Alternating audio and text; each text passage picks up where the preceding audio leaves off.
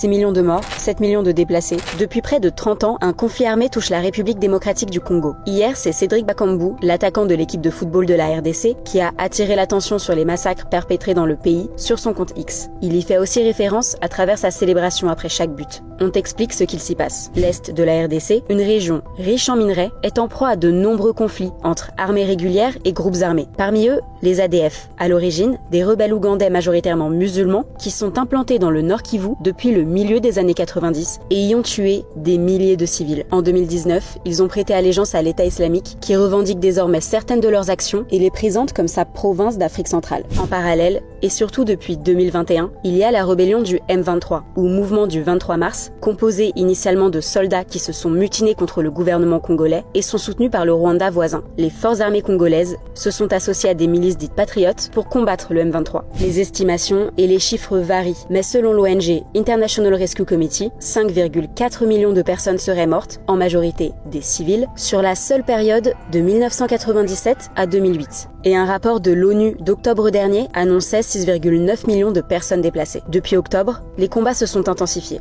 Vendredi dernier encore, un engin explosif a fait au moins 2 blessés près de Goma, une ville de l'Est de la RDC. Les médias locaux ont accusé le M23 d'en être à l'origine. Kuachana tu kadogo, bomu inatoka kule mwini nivo ya Sake tuseme.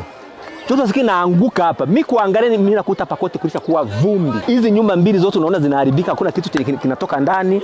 Na watu mbili ndio mimi natosha mimi naacha kule kusebeka. Sijui kama kuko wengine ba pembeni wenye balimia wenye hatuyajua.